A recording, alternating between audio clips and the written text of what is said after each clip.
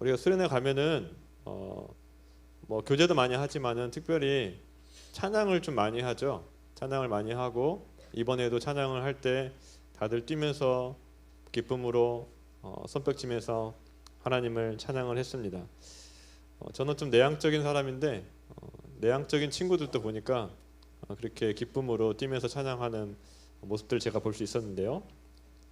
이렇게 큰 소리로 찬양하는 것이 최근에 들어와서 하게 된 것이라고 생각하기 쉬워요. 혹은 청소년이나 청년들 중심으로 한다고 생각하기 쉽겠지만은 사실 구약 시대부터 이미 큰 소리로 하나님을 찬양하고 있었습니다. 오늘 본문 1절에 보면은 여호와께 즐거운 찬송을 부를지어다라고 말씀하고 있는데 원어의 의미는 즐거이 외치라라는 말이에요. 즐거이 외치라.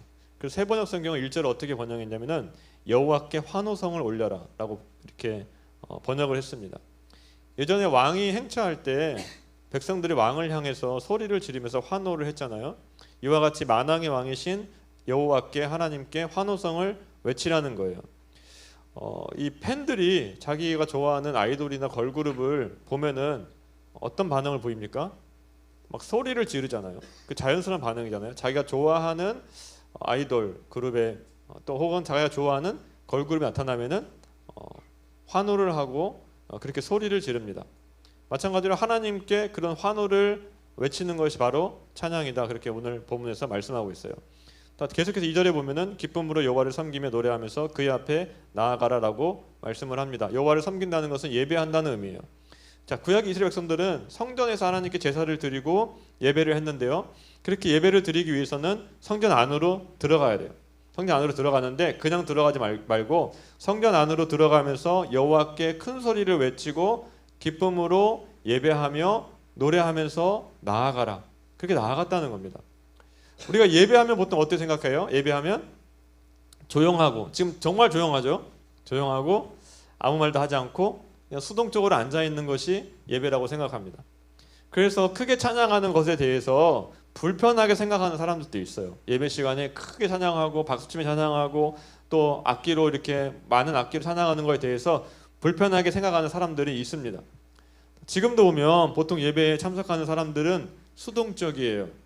예배는 순서를 맡은 사람들만 적극적으로 하고, 예를 들면 찬양팀, 그 다음에 대표 기도자, 성경 봉독자, 설교하는 이런 사람들만 적극적으로 하는 것처럼 여기는데 오늘 본문에 보면은 예배는 역동적이고 하나님께 감격스러운 환호를 올리는 것임을 보여주고 있습니다. 처음부터 예배가 그랬어요. 처음부터 예배는 예배자가 적극적으로 참여하도록 되어 있었습니다. 구약에는 예배를 제사로 드렸잖아요. 이스라엘 백성들이 성전에 와서 성막에 와서 제사를 드리는데 제사를 드릴 때 제물을 가지고 와요. 소나 양이나 염소나 비둘기 혹은 곡식으로 제물을 가지고 오는데 가축을 제물로 드리기 위해서는 가축을 죽여야 되잖아요. 가축을 잡고 또 이 불에 태우기 위해서 가축을 조각조각으로 나눕니다. 각을 뜬다고 그렇게 얘기하는데, 자, 그러면 누가 제물을 죽이고 누가 제물을 조각을 내는가 하면은 제사장이 하는 거 아니에요. 레위인이 하는 거 아니에요. 제사를 드리는 사람이 직접 제물을 잡고 그 제물을 조각을 내어 가지고 제사장에게 넘겨주면 제사장이 제단에서 불을 피워 가지고 제사를 드렸습니다. 그러니까 제사를 드리러 가서 성전에 와 가지고 제사장들이 하는 것, 레위인들이 하는 것 구경만 하려고 한 것이 아니라 자기가 직접 제물을 잡고 제물을 드렸다는 거예요. 오늘날에도 예배는 예배자가 적극적으로 참여를 해야 됩니다. 앞에서 희엘 찬양팀이 찬양 인도를 하지만은 여러분들이 가만히 앉아가지고 무슨 콘서트 구경하듯이, 요즘에 콘서트도 구경하지 않아요. 다 참여하잖아요. 그렇게 앉아있지 말고 적극적으로 소리를 내면서 찬양을 해야 된다는 거예요. 기도도 마찬가지예요. 대표 기도자가 기도하지만 우리가 함께 하나님께 기도한다는 마음으로 간절하게 같이 그 기도를 들으면서 하나님께 기도를 해야 돼요. 설교를 들을 때도 마찬가지예요. 제가 혼자 설교를 여기서 말을 하고 있지만은 경청을 해야 됩니다. 경청. 말씀에 귀 기울여 듣고 그 말씀대로 살아야 돼요. 설교를 하는 목적이 뭐냐? 여기서 그냥 듣고 좋은 말 듣고 끝나는 것이 아니라 여러분들의 삶이 변화되고 여러분들이 그 말씀을 삶으로 살아내도록 하기 위해서 지금 제가 말씀을 전하고 있는 거예요. 그러니까 그 말씀을 듣고 이 말씀이 내가 이 말씀을 가지고 이렇게 살아야 되겠다. 그렇게 적극적으로 참여하는 게 예배라는 겁니다. 여기에 우리 친구들이 어떤 마음으로 와 있는지 모르겠어요. 정말 적극적으로 참여할 수 있길 바랍니다. 적극적으로, 자발적으로 참여할 수 있길 바라요. 기쁨으로 찬양한다는 거, 하나님을 기쁨으로 섬긴다는 거, 기쁨으로 예배한다는 것은 자발적으로 한다는 의미예요. 하기 싫은데 어쩔 수 없이 하는 게 아니에요. 어쩔 수 없이 찬양하는 게 아니라 내가 예배 나왔으니까 예배를 찬양을 해야 되니까 찬양을 하는 것이 아니라 기쁨으로 자발적으로 예배하고 자발적으로 찬양하는 거예요. 예배를, 찬양을 억지로 하면 기쁘지가 않습니다. 그 모든 게 마찬가지예요. 억지로 하는 것에는 기쁨이 없어요. 억지로 하는 것으로는 기쁨을 누릴 수가 없어요. 스스로 해야 돼요. 스스로 자발적으로 해야 돼요. 그래야지 기쁨을 누릴 수가 있는 거예요. 여러분들이 이 자리에 와서 어떤 마음으로 찬양하고 어떤 마음으로 예배하는지는 잘 모르겠어요. 어떤 친구들은 정말 기쁨으로 찬양하고 예배합니다. 수련회 가면 그렇죠. 기쁨으로 찬양하고 예배요. 하지만 어떤 친구들은 정말로 어쩔 수 없이 앉아있는 친구들도 있을 수 있어요. 어떤 마음으로 나왔든지 간에 저는 여러분들이 이 자리에 앉아있는 게 정말 귀하다고 생각을 합니다. 귀하다고 생각을 해요. 예배 자리에 앉아있는 거, 그것만으로도 귀하고 대견하다고 생각을 해요. 어떤 마음으로 예배를 나왔든지 간에 저는 여러분들이 예배를 통해서 하나님의 은혜를 누리길 원하고, 사랑을 누리길 원하고, 기쁨과 평강을 누리기를 원해요. 그런데 이왕 나온 김에 정말 좀 적극적으로 했으면 좋겠어요. 뭐든지 삶의 자세에 대해서, 삶의 자세가 적극적인 사람이 사실은 풍성한 삶을 살잖아요. 예배에도 그렇게 하나님께 적극적으로 예배를 드리고 찬양하는 우리 모두가 됐으면 좋겠습니다. 다음으로 하나님께 큰 소리를 외치고 기쁨으로 예배하고 노래하여 하나님 앞에 나아가야 하는데 그 대상이 누군가, 그렇게 해야 되는 대상이 누군가. 1절에 보니까 온 땅이여 라고 말합니다. 온 땅이여, 온 땅이여. 그러니까 모든 만물이 하나님을 찬양해야 된다는 거예요. 모든 만물이 하나님께 환호성을 올려야 된다는 거예요. 사실 모든 만물이 하나님을 찬양하며 영광을 돌립니다. 시편 19편 1편에 보면은 하늘은 하나님의 영광을 드러내고 창공은 그의 솜씨를 알려준다라고 얘기해요. 모든 만물이 우리처럼 목소리로 찬양하는 거 아니에요. 목소리로 찬양하는 거 아니지만은, 하지만 모든 만물은 하나님께서 지으신 목적대로 움직이면서 하나님의 영광을 드러내는데 이것이 바로 찬양이다. 하나님의 영광을 드러내는 거, 그게 찬양이잖아요. 모든 만물은 그렇게 한다는 거예요. 칼빈이 이런 얘기를 했습니다. 이 말씀을 주석을 하면서 자연 만물이 그들에게 부여된 창조의 질서와 법칙에 순종하여 그 장엄함과 아름다움을 드러내는 것 자체가 곧 하나님의 위엄과 영광을 증거하는 찬양이다. 모든 만물은 하나님의 창조 질서에 순종하면서 하나님을 찬양해요. 하나님의 영광을 드러내요. 단 하나의 피조물을 제외하고. 하나님을 찬양하지 않는 유일한 피조물이 뭡니까? 바로 사람이에요. 사람. 우리 찬양하지 않는다는 얘기 아니라 사람은 찬양하지 않아요. 사람은 하나님을 찬양하기 위해서, 하나님께 영광 돌리기 위해서 창조가 되었습니다. 원래는 그 창조 목적은 그래요. 이사야 43장 21절에 보니까 이 백성은 내가 나를 위하여 지었나니 나를 찬송하게 하려 함이라. 사람도 만물처럼 하나님께 영광을 돌리며 하나님을 찬양을 해야 돼요. 그런데 그렇지 못합니다. 왜 그런가 하면은 죄로 타락했기 때문에 그래요. 죄로 타락해서 하나님을 알지 못하기 때문에 그래요. 하나님을 모르니까 하나님을 찬양하지 않고 하나님께 영광을 돌리지 않고 자기 마음대로 살아가는 거예요. 자, 누가 찬양을 부를 수 있는가? 누가 하나님께 영광을 돌릴 수 있는가? 하나님을 아는 사람만이 찬양을 부르고 하나님께 영광을 돌릴 수가 있습니다. 그래서 3절에 보면은 이렇게 얘기하고 있는 거예요. 여호와가 우리 하나님이신 줄 너희는 알지어다. 여호와가 우리 하나님이신 줄 너희는 알지어다. 왜 이 명령을 하고 있느냐? 하나님을 아는 사람만이 하나님을 찬양할 수 있기 때문에 그렇습니다. 우리가 하나님께 큰 소리로 외치고 기쁨으로 예배하고 찬양하기 위해서는 반드시 예수님을 믿어야 돼요. 예수님을 믿고 하나님을 알아야 돼요. 그래야지 하나님을 전심으로 찬양할 수 있는 거예요. 왜 찬양을 하는 것이 어색하고 힘든가? 왜 예배 시간이 지루하기만 한가? 하나님을 잘 모르기 때문에 그렇습니다. 예수님을 믿지만 하나님에 대해서 잘 모르기 때문에 하나님을 찬양하기가 어려운 거예요. 하나님을 알아야만 하나님을 찬양할 수가 있습니다. 여러분들이 저를 칭찬한다고 생각해 보세요. 저를 칭찬하려면 저를 잘 알아야 돼요. 그래야지 칭찬할 수 있는 거예요. 제가 가람이를 칭찬하려고 해보십시오. 그러면 가람아 예배 참 잘 왔다, 이 정도 칭찬할 수 있어요. 하지만 제가 가람에 대해서 많은 것을 알고 있다면 더 많은 것을 칭찬할 수 있겠죠. 하나님을 찬양하는 것도 마찬가지예요.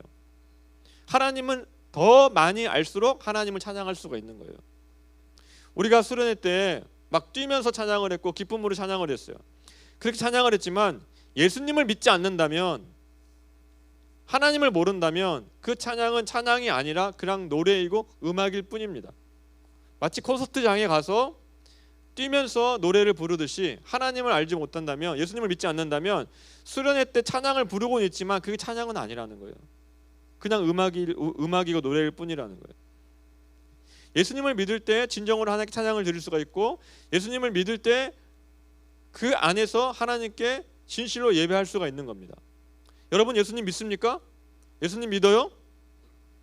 예수님에 대한 지식이 아니라 진실한 믿음이 있느냐는 거예요. 만약 여러분들이 예수님을 주님이라고 고백하고 있고 하나님을 아버지라고 부르는 것이 어색하지 않다면, 자연스럽다면 그 예수님 믿고 있는 겁니다. 왜냐하면 하나님의 영으로, 성령으로 아니하고는 누구든지 예수님을 주님이라고 말할 수가 없다고 했습니다.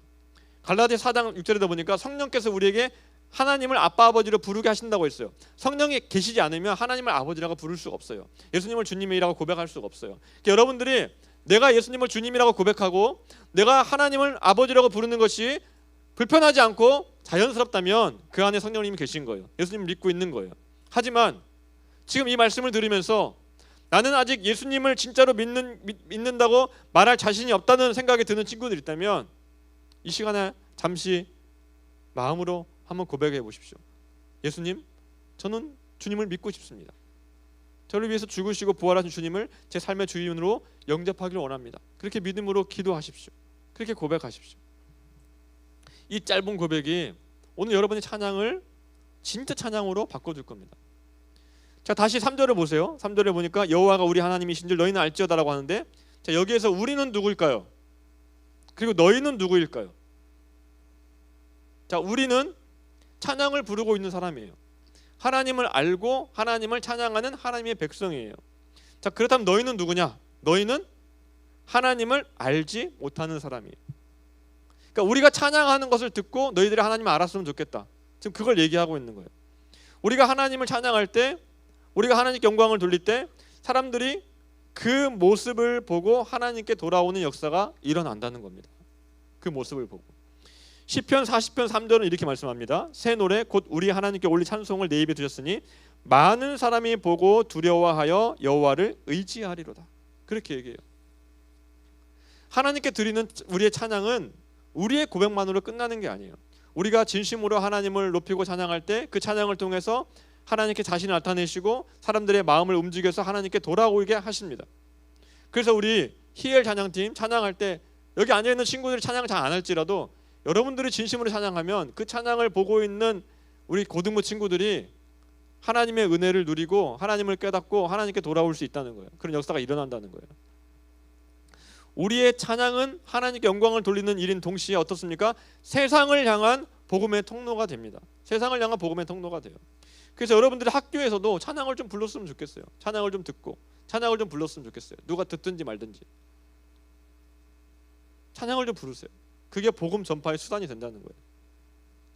자, 그러면 우리가 왜 하나님께 감사하고 하나님을 찬양해야 하는가? 그 이유가 뭔가? 먼저는 여호와께서 하나님이시기 때문에 그렇습니다. 다른 이유가 없어요. 우리가 위대한 사람을 보면 어떻게 해요? 그 사람을 칭송합니다. 너무나도 위대한 사람을 보면 칭찬하며 높인다는 거예요. 그게 당연한 반응이에요. 마찬가지로 우리가 하나님을 알면 그분의 위대하심 앞에 찬양할 수밖에 없어요. 자, 우리가 정말로 멋진 풍경을 보면 어떻게 반응을 합니까? 미국의 그랜드 캐년이라든지 아니면은 내가 길을 걸어가는데 하늘이 너무 푸르고 막 구름이 너무 멋있어요.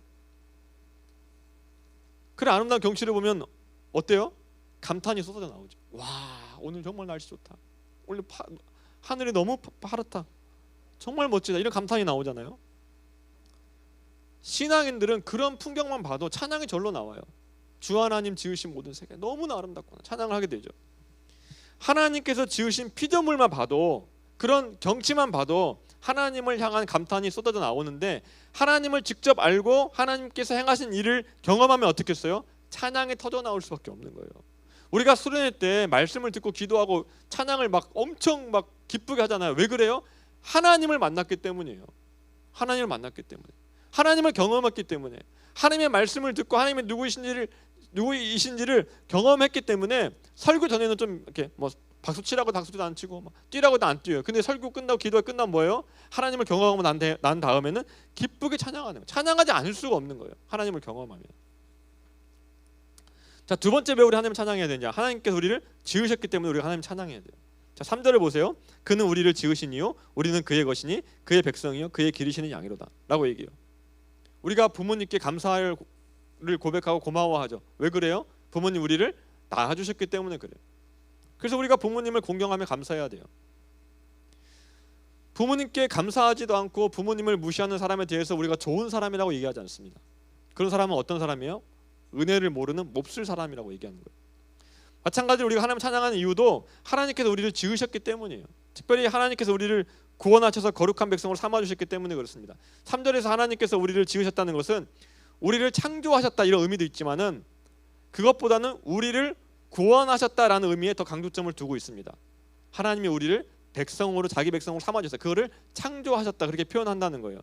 신약에도 보면은 구원을 창조로 표현하고 있는데 고린도후서 5장 17절에 보니까 그런즉 누구든지 그리스도 안에 있으면 새로운 피조물이라 이전 것은 지나갔으니 보라 새 것이 되었다도 그래요.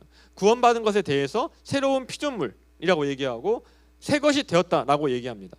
하나님께서 우리를 구원하셨다는 그 사실을 진실로 믿으면 하나님께 감사하고 찬양할 수밖에 없다는 거예요. 하나님께서 우리를 구원하시기 위해서 독생자 예수 그리스도를 내어주셨다는 사실을 믿는다면 예수님께서 우리를 대신해서 십자가에서 죽으시고 모든 고난을 당하셨다는 사실을 알고 믿는다면 하나님은 찬양할 수밖에 없는 거예요. 하나님 감사합니다. 저를 구원해 주셔서 너무나 감사합니다. 그렇게 찬양할 수밖에 없다는 거예요. 이번 수련회 때 우리가 많이 불렀던 찬양 중에 그 가사가 있잖아요. 주 날 구원했으니 어찌 잠잠하리 기쁨의 찬송 드리리. 왜 잠잠할 수가 없어요? 왜 찬양할 수밖에 없어요? 주님께서 날 구원하셨기 때문에. 더 나아가서 하나님께서는 우리를 구원하시고 그대로 방치해두지 않으세요. 우리를 세심하게 양육하십니다. 마치 목자가 그 양을 세심하게 돌보듯이 목자이신 하나님께서 우리를 세심하게 돌보신다는 거예요.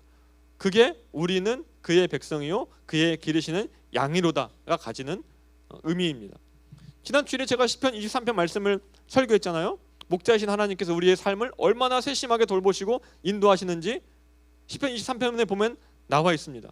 하나님께서는 우리를 구원하시고 내가 너희를 구원해줬으니까 이제 너희가 알아서 살아. 나머지 너희가 알아서 해. 그렇게 하지 않으세요. 우리를 구원하시고 우리에게 성령을 보내주셔서 늘 함께 하시면서 우리를 인도하시고 세심하게 우리를 키우신다는 거예요. 그게 하나님이에요. 그 하나님 우리가 찬양하는 거예요. 매일매일. 자, 마지막으로 4절을 보겠습니다. 자, 감사함으로 그의 문에 들어가며 찬송함으로 그의 궁정에 들어가서 그에게 감사하며 그의 이름을 송축할지어다. 자, 4절은 구약의 예배자가 하나님의 성전 안으로 들어가는 장면을 묘사해요. 자, 문으로 들어가면서 찬양을 합니다. 문을 이렇게 찬양하면서 문을 지나가요. 감사하면서 문을 지나가요. 문을 지나서 찬송함으로 궁정에 들어간다고 얘기하는데 그 궁정은 성전 뜰을 말하는 겁니다. 뜰, 코트라고 얘기해요. 뜰, 성전 뜰. 문을 지나가지고 성전 뜰에 제사를 드리잖아요. 성전 뜰로 나아갈 때 어떻게 하라고 해요? 감사하며 그의 이름을 송축하라고 그래요.